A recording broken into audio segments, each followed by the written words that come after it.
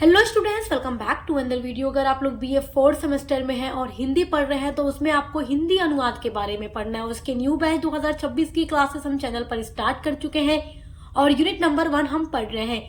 देखिए, unit number 1 में आपको कई सारे टॉपिक्स पढ़ना है और आज का जो वीडियो है यूनिट नंबर 1 का पार्ट 3 है, यानी कि पार्ट 1 एंड पार्ट 2 की वीडियो ऑलरेडी हमने आपके लिए अपलोड कर दी है। मैंने पहले ही आपसे कहा था कि जो आपके यूनिट्स होते हैं उसमें कई सारे टॉपिक होते हैं, तो हम उनको कई पार्ट्स में अपलोड करेंगे। पार्ट 1 की वीडियो में हमने अनुवाद का अर्थ, परिभाषा, स्वरूप, अनुवाद का महत्व पढ़ा था। पार्ट 2 की वीडियो में हमने अनुवाद के अन्य रूप यानी लिप्यंतरण और मशीनी अनुवाद के बारे में पढ़ा था। और आज की वीडियो में हम पढ़ने वाले हैं अनुवादक के गुण, दायित्व और अपेक्षाएं क्या हैं। और पार्ट 4 की वीडियो में हम पढ़ेंगे अनुवाद में रोजगार की संभावनाएं। तो ये सारे टॉपिक आपके एग्जाम के लिए इम्पोर्टेंट है, हर जगह से क्वेश्चंस पूछे जाते हैं। चलिए आज का टॉपिक स्टार्ट करते हैं, अनुवादक के गुण, दायित्व और अपेक्षाएं। इस टॉपिक को पढ़ना शुरू करते हैं। This is very very important topic for your exam.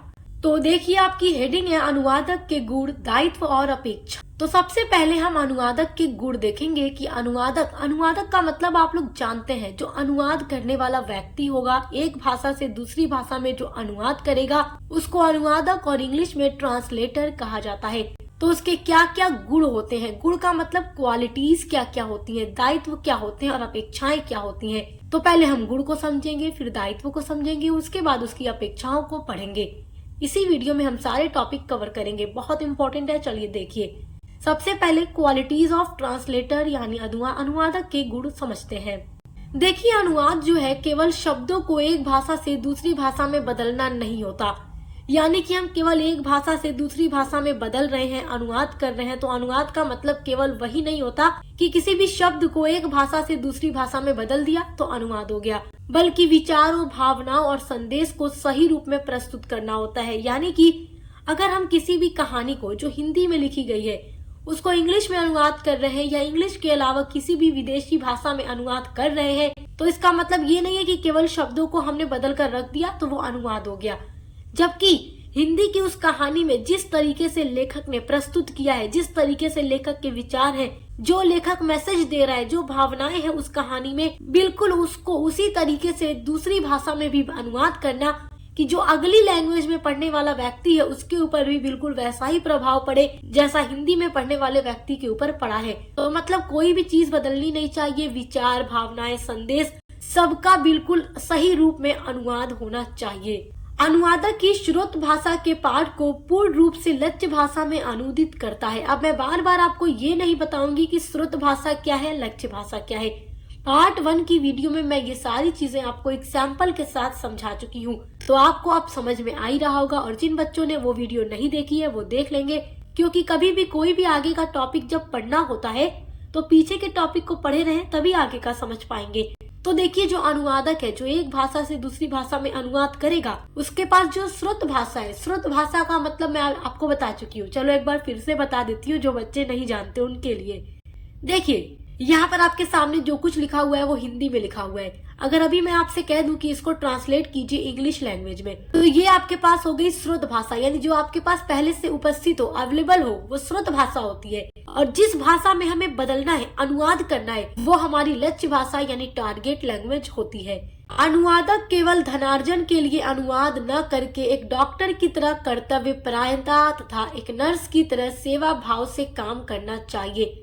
यानी कि अनुवादक जो एक भाषा से दूसरी भाषा में अनुवाद कर रहा है उसको हरगिज ये नहीं सोचना चाहिए कि एक भाषा से दूसरी भाषा में अनुवाद करके उसे केवल धन ही अर्जित करना है, पैसे ही कमाना है। जबकि लेकिन वो अपने मरीज का अच्छा इलाज करते हैं ताकि उसके मरीज को जो भी बीमारी हो वो सही हो जाए। हॉस्पिटल में जो नर्स होती है वो अपने मरीजों की काफी अच्छी देखभाल करती है, सेवा करती है, क्योंकि उसके जो मरीज है उनका ख्याल रखना इनका कर्तव्य होता है। तो बिल्कुल उसी तरीके से एक अनुवादक को भी चाहिए कि वो डॉक्टर और नर्स की तरह अपना काम एकदम सही से, ईमानदारी से करे। इसीलिए एक अनुवादक में कई विशेष गुण होने चाहिए। अब वो विशेष गुण कौन कौन से हैं आइए देखते हैं। अनुवादक के जो गुण हैं वो बहुत सारे हैं, जो इस प्रकार हैं। चलिए देखिए, पहला गुण है भाषाई दक्षता। भाषाई दक्षता का मतलब होता है कि जो एक अच्छा अनुवादक है, जो अनुवाद करने वाला व्यक्ति है, उसको श्रुत भाषा और लक्ष्य भाषा दोनों पर मजबूत पकड़ होनी चाहिए। यानी कि अगर हिंदी से इंग्लिश में अनुवाद करना है तो हिंदी की भी अच्छी से पूरा जानकारी होनी चाहिए हिंदी भाषा के बारे में, शब्दों के बारे में, व्याकरण के बारे में, जो शब्दावली होती है उनके बारे में, और इंग्लिश भाषा में भी उसको इंग्लिश ग्रामर, पंक्चुएशन वगैरह हर एक चीज के बारे में एक अच्छी जानकारी होनी चाहिए, मजबूत पकड़ होनी चाहिए, तभी वो एक भाषा से दूसरी भाषा में अनुवाद कर सकता है। हिंदी और इंग्लिश के अलावा अदर भी जितनी विदेशी भाषाएं होती है, अगर उसमें भी अनुवाद करना है तो उस व्यक्ति को दोनों ही भाषाओं का ज्ञान होना चाहिए। मतलब श्रुत भाषा आ रही है मगर लक्ष्य भाषा नहीं आ रही तो वो अनुवाद कैसे कर सकता है, या लक्ष्य भाषा आ रही है लेकिन श्रुत भाषा नहीं आ रही तो वो अनुवाद कैसे कर सकता है। तो अनुवादक की पहली विशेषता यानी पहला गुण तो ये होना चाहिए कि उसे भाषाओं का अच्छा ज्ञान होना चाहिए।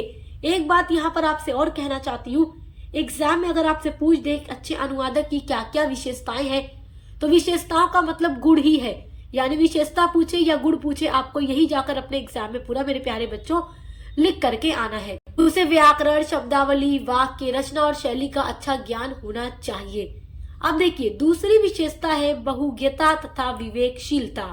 अनुवाद कार्य कोई सामान्य कार्य नहीं होता, मतलब एक आम सा काम नहीं है कि कोई भी इंसान कर लेगा, जिसे वो भाषा आएगी वही कर सकता है। मतलब विश्व की अगर किसी भी भाषा में अनुवाद करना है तो जो व्यक्ति वो भाषा जानेगा वही तो अनुवाद कर सकता है। जो व्यक्ति अनुवाद करे उसके पास बहुत ज्ञान तथा विवेकपूर्ण होना चाहिए। देखो जो भी ट्रांसलेटर होते हैं ना, वो जिस भी भाषा का अनुवाद करते हैं उसकी वो अच्छी जानकारी रखते हैं, तो इसलिए अनुवाद का अच्छा ज्ञान होना चाहिए, भाषाओं का अच्छा ज्ञान होना चाहिए, तभी वह आदर्श अनुवाद कर सकता है। विवेकशीलता का मतलब है सोच समझकर सही शब्द, सही भाव और सही शैली चुनने की क्षमता। अनुवाद करने वाले व्यक्ति को सही शब्द चुनने का भी ज्ञान होना चाहिए कि कौन सा शब्द उसे चुन करके अनुवाद करना है। जिस भाषा में वो अनुवाद करने जा रहा है वहाँ पर वो सही भाव का प्रयोग करे, सही शैली को चुने। हर जगह शाब्दिक अनुवाद सही नहीं होता, कई बार भावनात्मक अनुवाद भी करना पड़ता है। अनुवादक का तीसरा गुण है सतर्कता। देखिए सफल अनुवादक आरंभ से अंत तक सतर्क रहता है, यानी सतर्क और सावधान रह के वो अच्छे से चीजों को पढ़ करके ही अनुवाद करता है। यह सतर्कता पाठ चयन, पाठ पठन से लेकर मूल से मिलान अर्थात तुलना तथा संशोधित भाषांतर तक आवश्यक होती है। यानी कि जो भी अनुवाद करने वाला व्यक्ति है वो अपनी शुद्ध भाषा के पाठों को अच्छे से पढ़ेगा कि जिस चीज को वो अनुवाद करने जा रहा है वो क्या लिखी है, उसका मूल भाव क्या है, उसमें क्या बात कही जा रही है, और फिर उसको अगर किसी भी भाषा में अनुवाद करना होगा तो उसे उस भाषा की भी अच्छी जानकारी होगी और सतर्क रहकर सही तरीके से वो अनुवाद करेगा। मूल लेखन में लेखक जितना सतर्क रहता है उतना ही अनुवादक को भी सतर्क रहना चाहिए। यानी कि कोई भी कहानी अगर लिखी गई है, मान लो कि देखो प्रेमचंद्र की कोई भी हिंदी की कहानी है, तो लेखक ने मूल लेखन में लेखक ने जितना सतर्क रहकर लिखा है, यानी मुंशी प्रेमचंद्र ने बिल्कुल जिस तरीके से लिखा है, अनुवादक जो होगा जो उसको हिंदी से इंग्लिश में अनुवाद करेगा बिल्कुल उतना ही सतर्क होकर लिखेगा जितना मुंशी प्रेमचंद्र ने सतर्क होकर लिखा था। इससे अनुवाद कार्य क्या होता है, स्तरीय बनता है। अनुवादक का चौथा गुण है निष्ठा यानी फेथफुलनेस। देखिए अनुवादक को मूल लेखक के विचारों के प्रति ईमानदार रहना चाहिए। मूल लेखक का मतलब समझ रहे हैं आप लोग। जैसे मैंने अभी आपको एक एग्जाम्पल दिया है कि प्रेमचंद्र की कोई कहानी है, प्रेमचंद्र ने हिंदी में लिखी है, तो अब जो व्यक्ति अनुवाद कर रहा है उस हिंदी में लिखी गई कहानी को इंग्लिश में या अदर किसी भी भाषा में, तो मूल लेखक के विचारों के प्रति उसको ईमानदार रहना चाहिए। यानी अनुवादक को चाहिए कि जिस भी लेखक की कहानी को वो अनुवाद कर रहा है किसी भी दूसरी भाषा में, तो लेखक ने बिल्कुल जिस तरीके से कहानी लिखी उसमें कोई बदलाव न करके अनुवाद करे, बिल्कुल वैसे ही अनुवाद करे जैसे लेखक ने लिखी है। वह अपने विचार न जोड़े और न ही मूल अर्थ बदले। यानी कि प्रेमचंद्र की कोई कहानी है मान लो, ठीक है, तो अब उन्होंने जैसे लिखी है अगर कोई दूसरा व्यक्ति उसको इंग्लिश में अनुवाद कर रहा है, उसमें बदल दे, कहानी को अपने मन से थोड़ा बदल दे, तो वो चीज क्या है, गलत हो जाएगी ना। एक अनुवादक का ये अच्छा गुण नहीं हो सकता। एक वही अच्छा अनुवादक हो सकता है जो लेखक, जो मूल लेखक है उसके विचारों के प्रति ईमानदार रहे, और जो भी अनुवाद कर रहा है किसी भी कहानी को, किसी भी नॉवेल को, किसी भी ड्रामा को, तो उसमें वो ईमानदार रहकर करे, बिल्कुल जैसा है वैसा ही वो अनुवाद करे, उसमें अपने आइडियाज को, अपने विचारों को ना ऐड करे। देखिए एक अनुवादक का पांचवा गुण है सांस्कृतिक ज्ञान। अब देखिए सांस्कृतिक ज्ञान का मतलब क्या होता है कि हर भाषा जो है किसी न किसी संस्कृति से जुड़ी होती है। हर देश की जो भाषा है किसी न किसी संस्कृति से जुड़ी होती है, यानी कि जो भाषा जहाँ की होगी वो अपने यहाँ की संस्कृति से जुड़ी होगी। मुहावरे हैं, कहावतें हैं, लोक प्रचलित शब्द होते हैं आदि सीधे अनुवाद नहीं हो सकते। अच्छा अनुवादक जो होता है दोनों भाषाओं की संस्कृति और परंपराओं से परिचित होता है। यानी कि अगर कोई भी लिखी गई कहानी है जो हिंदी में लिखी गई है, लेकिन अगर उसको फ्रेंच भाषा में अनुवाद करना है, तो जो अनुवादक है उसको चाहिए कि वो फ्रांस की भी संस्कृति का और परंपराओं का उसको ज्ञान हो, फ्रेंच लैंग्वेज का अच्छा ज्ञान हो और हिंदी भाषा का भी ज्ञान हो, हिंदी और मतलब कि भारतीय संस्कृति का भी उसे ज्ञान हो, तभी वो क्या कर पाएगा, किसी भी हिंदी कहानी को फ्रेंच लैंग्वेज में वो ट्रांसलेट कर पाएगा। अनुवादक का जो छठा गुण होता है, यानी जो छठी क्वालिटी होती है, वो है विषय ज्ञान। यानी कि यदि अनुवाद किसी विशेष विषय में, यानी जैसे विज्ञान में, कानून में या साहित्य से जुड़ा है, तो उस विषय की बुनियादी समझ होना जरूरी है। यानी कि एक अनुवादक को हर विषय का भी ज्ञान होना चाहिए। जैसे कि अगर कोई भी टॉपिक है, जैसे वो विज्ञान के बारे में है या कानून के बारे में है या साहित्य यानी लिटरेचर के बारे में है, तो अब अनुवादकर्ता को दे दिया गया कि अब लो तुम इसको हिंदी में लिखा हुआ है या इंग्लिश में लिखा हुआ है, इसको विश्व की किसी अदर भाषा में अनुवाद करो। मान लो इंग्लिश में लिखा है और कह दिया गया अब इसको जापानीज में या स्पेनिश में अनुवाद करो, तो अब उसे भाषा तो आ रही है, उसे जापानीज या जो भी स्पेनिश लैंग्वेज है वो तो आ रही है, वो इंग्लिश से उसमें अनुवाद कर लेगा। लेकिन पहली बात कि उसको विज्ञान या कानून या साहित्य के सब्जेक्ट की भी तो जानकारी होनी चाहिए। अगर उसे जानकारी नहीं होगी तो वो कैसे एकदम सटीक रूप से अनुवाद कर पाएगा। तो एक अनुवादक को चाहिए कि वो उसे हर विषय का भी ज्ञान होना चाहिए। तो उस विषय की बुनियादी उसको समझ जब होगी, जैसे जो बुनियादी समझ है, बेसिक सी जो जानकारी है वो उसको होनी चाहिए ताकि वो अच्छे से अनुवाद कर सके। अब देखिए एक अनुवादक का जो सातवां गुण है वो है संदेह निवारण करता। अनुवादक के सामने बहुत सारी समस्याएं भी आती रहती हैं और उन्हें निवारण करने की क्षमता भी उसको होनी चाहिए। यानी एक अनुवाद करने वाला जो व्यक्ति है उसके सामने अनुवाद करते टाइम बहुत सारी प्रॉब्लम्स आ सकती हैं, लेकिन उस व्यक्ति में इतना कॉन्फिडेंस होना चाहिए कि वो सारी प्रॉब्लम से निपट सकता है। यदि वो व्यक्ति समस्याओं से घबराने लगेगा तो वो अच्छे से अनुवाद नहीं कर पाएगा। इसीलिए एक अनुवादक में समस्याओं से निपटने की भी क्षमता होनी चाहिए। एक अनुवादक का जो आठवां गुण है वो है प्रतिभा। अब देखिए प्रतिभा में क्या होता है। देखो मेरे प्यारे स्टूडेंट्स, एग्जाम में जब आपसे क्वेश्चन पूछेगा अनुवादक के गुण या अनुवादक की विशेषताएं, तो आप बिल्कुल ऐसे ही हेडिंग बाय हेडिंग एक्सप्लेन कीजिएगा। लॉन्ग में पूछेगा तो आप सारी हेडिंग लिखिएगा। मैंने बहुत सारी हेडिंग आपको इस वीडियो में बताई है ताकि लॉन्ग आंसर्स आप इजीली लिख सके। क्योंकि देखिए बहुत सारे बच्चे सोचते हैं कि मैम हमें लॉन्ग आंसर लिखना होगा तो कैसे लिख पाएंगे। तो इसलिए वीडियोस में नोट्स के थ्रू बनाती हूँ ताकि आप लोगों को एक आइडिया लग सके कि एग्जाम में जाकर हमें अपना आंसर किस तरीके से लिखना है। अब मान लो शॉर्ट में आ जाएगा तो 2-3 हेडिंग लिख दीजिएगा और लॉन्ग में आ जाएगा तो पूरी हेडिंग लिख दीजिएगा जो मैंने आपको इस वीडियो में बताई है। प्रतिभा में क्या होगा, देखिए प्रतिभा मनुष्य को जन्म से प्राप्त सहज देन है। ये सफल अनुवाद करने में सहायक होती है। किसी भी बात, चाहे वो बात कितनी भी सीधी या सरल तरीके से लिखी हो या कठिन लिखी हो, समझ लेने तथा कुशलता से अभिव्यक्त करने की प्रतिभा होना अनिवार्य है। यानी कि अगर कोई अनुवाद करता है, यानी कि अनुवादक है, तो उसको कोई पाठ दिया गया है, कोई चैप्टर दिया गया है अनुवाद करने के लिए दूसरी किसी भाषा में। चलो सीधा सा ही एग्जाम्पल लेते हैं, हिंदी से इंग्लिश में या इंग्लिश से जापानीज में या स्पेनिश में या चाइनीज में, किसी भी भाषा में अनुवाद करना है तो चाहे वो चीज कितनी भी मुश्किल लिखी हो, यानी उसके पास जो श्रुत भाषा है, जिस भाषा से उसे अनुवाद करना है, वो चाहे कितनी भी सीधी तरीके से लिखी हो या कितनी भी मुश्किल तरीके से लिखा हो, अनुवादक के अंदर एक समझ होनी चाहिए, कुशलता होनी चाहिए, प्रतिभा होनी चाहिए कि वो उसको सही से समझकर सही तरीके से अनुवाद कर सके। तो एक प्रतिभा भी होनी चाहिए। अब देखिए एक अनुवादक का जो 9वां गुण है वो है ज्ञान विज्ञान तथा मनोविज्ञान का परिचय। देखिए अनुवादक को अद्यतन एवं अनुनातन खोजों, परिवर्तनों, जानकारी तथा उपलब्धियों का ज्ञान जुटाते रहना चाहिए। अद्यतन या अनुनातन का मतलब आप समझते हैं। देखिए जैसे कि कोई भी नया नया अपडेट आता रहता है, नई नई जो जानकारी आती रहती है हर एक फील्ड में, ज्ञान विज्ञान में, मनोविज्ञान में या अलग अलग चीजों में, अलग अलग फील्ड में जो भी नई नई चीजें आती रहती, तो उसके बारे में अनुवादक को समय समय पर जानकारी प्राप्त करनी चाहिए ताकि जो भी नया नया अपडेट आ रहा है, नवाचार आ रहे हैं, नई नई जो टेक्नोलॉजीज आ रही है या नाम ज्ञान विज्ञान या मनोविज्ञान के फील्ड में जो अलग अलग चीजें हैं, समय के साथ हर एक चीज में परिवर्तन होता रहता है, तो उन परिवर्तनों की जानकारी भी अनुवादक को होनी चाहिए। यह सतत अध्ययनशीलता से, समसामयिक जानकारियों से तथा सूचना तंत्र के माध्यम से ही संभव हो सकता है। सतत अध्ययनशीलता का मतलब है लगातार स्टडी करना, लगातार हर एक चीज के बारे में पढ़ाई करना। समसामयिक जानकारियां यानी कि वर्तमान समय में जो भी चीजें हो रही है उसके बारे में जानकारी प्राप्त करना, और सूचना तंत्र के माध्यम से यानी कि उसे हर एक चीज के बारे में जानकारी प्राप्त करते रहना चाहिए। और ये कैसे पॉसिबल हो सकता है जानकारी प्राप्त करना? लगातार हर एक चीज के बारे में स्टडी करना। तो एक अच्छे अनुवादक के ये सारे गुण हैं। आई होप कि आप समझ गए होंगे। देखिए एग्जाम में निष्कर्ष जरूर लिखिएगा। निष्कर्ष लिखने पर नंबर काफी अच्छा मिलता है। जैसे कि देखो पूरा क्वेश्चन आप लिख रहे हैं लेकिन अगर निष्कर्ष नहीं लिखते हैं ना तो एग्जामिनर पर एक अच्छा इंप्रेशन नहीं जाता।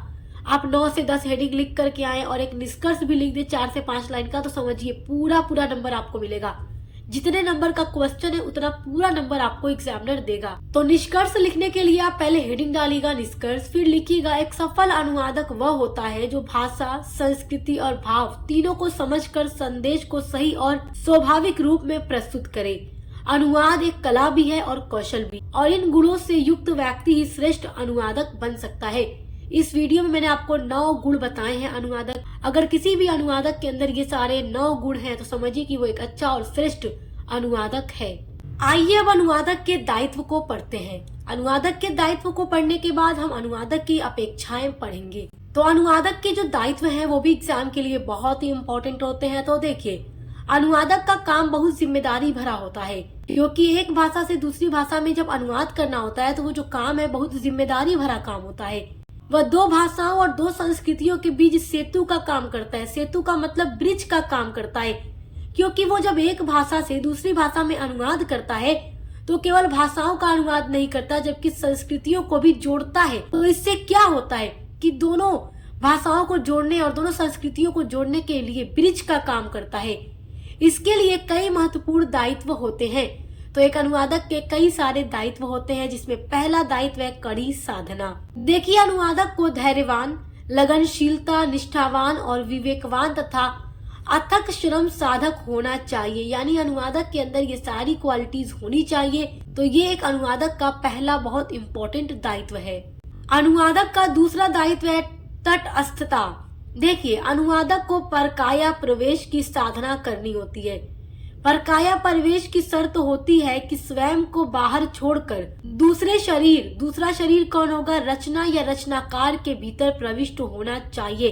देखिए कहने का मतलब ये है कि अगर कोई व्यक्ति है जो एक भाषा से दूसरी भाषा में अनुवाद करता है, जिसको कहते हैं अनुवादक, अब उसको दी गई है एक हिंदी की कहानी, और वो हिंदी की कहानी है प्रेमचंद्र की। ये मैं आपको एक एग्जाम्पल के थ्रू समझाने की कोशिश कर रही हूँ, मेरी बात पर गौर कीजिएगा। तो प्रेमचंद्र की जो कहानी अनुवादक को दी गई है कि लो ये कहानी है प्रेमचंद्र की, अब इसको इंग्लिश में अनुवाद करो। तो फिर क्या करना है? अनुवादक को तटस्थता होनी चाहिए, ये उसका दायित्व है। कहने का मतलब ये है कि वो अपने आप को पीछे छोड़ दे, बाहर छोड़ दे, स्वयं को बाहर छोड़ दे, और जो कहानी उसको दी गई है बिल्कुल उसको वैसे ही पढ़े जिस रूप में प्रेमचंद्र ने लिखी है, और उस रचना में घुस करके या रचनाकार के भीतर प्रवेश करके वो उसका अनुवाद हिंदी से इंग्लिश में करे या अदर किसी भी भाषा में करे। तो जो अनुवादक होता है वो जब खुद को बाहर छोड़कर रचना या रचनाकार के भीतर प्रवेश करके अनुवाद करता है तो वो जो अनुवाद होता है एक अच्छा अनुवाद होता है। अब देखिए अनुवादक का जो तीसरा दायित्व है वो है श्रद्धा एवं निष्ठा। देखिए इसमें क्या होता है कि अनुवादक को विषय के प्रति अभिरुचि होनी चाहिए, यानी जिस भी भाषा का वो अनुवाद कर रहा है, तो एक भाषा से दूसरी भाषा में जब अनुवादक अनुवाद कर रहा है तो जिस सब्जेक्ट के बारे में वो अनुवाद कर रहा है उसमें उसका इंटरेस्ट भी होना चाहिए। अगर इंटरेस्ट नहीं होगा तो फिर वो कैसे कर पाएगा? क्योंकि जब किसी चीज में इंटरेस्ट ज्यादा होता है तो उस काम को इंसान दिल लगाकर करता है। तो जब उसमें रुचि होगी अनुवादक की तब वो अच्छे से अनुवाद कर पाएगा। तो ये भी अनुवादक का एक दायित्व है कि उसको अपने विषयों के प्रति रुचि रखनी चाहिए। मूल लेखक के विचारों को लक्ष्य भाषा पाठकों तक पहुंचाने की निष्ठा भी होनी चाहिए अनुवादक के अंदर। देखिए अभी मैंने आप लोगों को एक एग्जाम्पल भी दिया था कि प्रेमचंद्र की एक हिंदी की कहानी है और उसको इंग्लिश में या फ्रेंच लैंग्वेज में अनुवाद करना है। तो फ्रेंच लैंग्वेज पढ़ने वाले जो लोग होंगे, जैसे मान लीजिए फ्रांस के जो लोग होंगे, तो अनुवादक को चाहिए कि वो हिंदी से फ्रेंच लैंग्वेज में ऐसे अनुवाद करे कि उसका मतलब एक इंटरेस्ट हो, कि वो इतने अच्छे से अनुवाद करेगा कि लेखक ने जैसे सब कुछ लिखा है बिल्कुल वैसे ही, उसी भाव में, उसी चीज को बिल्कुल वैसे ही वो अनुवाद कर देगा दूसरी भाषा में, ताकि फ्रेंच लैंग्वेज में जो पढ़ने वाले पाठक है, रीडर है, उनको बिल्कुल वैसा ही अनुभव हो और उनके ऊपर बिल्कुल वैसा ही प्रभाव पड़ो जैसा मूल लेखक ने यानी प्रेमचंद्र ने लिखा था। तो इस एग्जाम्पल के थ्रू आप अच्छे से इन चीजों को समझ सकते हैं। अनुवादक का जो चौथा दायित्व है वो है निष्पक्षता। देखिए अनुवादक को अपने पूर्वाग्रह या दुराग्रह से मुक्त रहने वाला होना चाहिए। पूर्वाग्रह या दुराग्रह का मतलब ये है कि जब भी कोई अनुवादक एक भाषा से दूसरी भाषा में अनुवाद करे तो वो अपने स्रोत भाषा से लक्ष्य भाषा में जब अनुवाद करेगा तो उसमें कोई भी अपने विचारों से, अपने अनुभव से बदलाव न करे। बिल्कुल जैसा उसकी स्रोत भाषा में लिखा गया है बिल्कुल उसको वैसे ही ठीक लक्ष्य भाषा में अनुवाद करे, तभी वह सुपाठ्य एवं सहज अनुवाद कर सकता है। तो जब वो पूर्वाग्रहों से मुक्त होगा तभी वो एक अच्छा अनुवाद कर सकता है। तो ये भी अनुवादक का एक बहुत बड़ा दायित्व होता है कि वो निष्पक्ष रहकर कार्य करे। आइए अब पढ़ते हैं अनुवादक से अपेक्षाएं, यानी कि एक अनुवादक से यानी एक ट्रांसलेटर जो होता है, एक भाषा से दूसरी भाषा में जो अनुवाद करता है उससे क्या क्या अपेक्षाएं होती हैं। देखिए अभी हमने अनुवादक के गुण और उसके दायित्व को समझ लिया एंड आई होप कि आपको भी बहुत अच्छे से समझ में आ गया होगा। तो आइए अब अनुवादक से अपेक्षाएं इस टॉपिक को कवर करते हैं, समझते हैं, क्योंकि ये भी आपके एग्जाम के लिए बहुत इम्पोर्टेंट है और यहाँ से लॉन्ग क्वेश्चन पूछा जाता है। देखिए अनुवादक से पहली अपेक्षा है उच्चारण शुद्ध होना चाहिए, यानी कि जब भी वो एक भाषा से दूसरी भाषा में अनुवाद करे तो उसका जो उच्चारण है वो शुद्ध होना चाहिए, सही होना चाहिए, उसमें कोई गलती नहीं होनी चाहिए, कोई त्रुटि नहीं होनी चाहिए। अनुवादक से जो दूसरी अपेक्षा है वो है कि उसका व्यक्तित्व आकर्षक होना चाहिए। एक अनुवादक की जो पर्सनालिटी है वो आकर्षक होनी चाहिए। अनुवादक की जो तीसरी अपेक्षा है वो है कि उससे नवाचार एवं शिष्टाचार की पूरी जानकारी होनी चाहिए। नवाचार का मतलब आप जानते हैं, जो नई नई चीजें आ रही हैं, नए नए जो अपडेट्स हो रहे हैं उसके बारे में एक अनुवादक को पूरी जानकारी रखनी चाहिए। ये नहीं कि बस उसको जितना ज्ञान है उतना ही रहे, उसमें वो बढ़ाने की कोशिश ना करे। तो जैसे जैसे नवाचार आएगा उसकी वो जानकारी रखेगा, हर एक चीज के बारे में जानेगा, तो उसे एक भाषा से दूसरी भाषा करने में कम कठिनाई होगी। अनुवादक की देखिए चौथी अपेक्षा है कि अनुवाद का प्रस्तुतिकरण विनम्रता पूर्वक होना चाहिए, लेकिन उसमें प्रभाव की कमी नहीं होनी चाहिए। ठीक है। अनुवादक से पांचवी अपेक्षा है कि मूल वक्त के कथन की भाषा एवं भावना दोनों की पूर्ण रूप से रक्षा करनी चाहिए। यानी जो मूल वक्त के कथन होते हैं, तो उसकी जो भाषा है और उसकी जो भावना है उसकी रक्षा होनी चाहिए। यानी इन सब चीजों को ध्यान में रख कर ही एक भाषा से दूसरी भाषा में एक अनुवादक को अनुवाद करना चाहिए।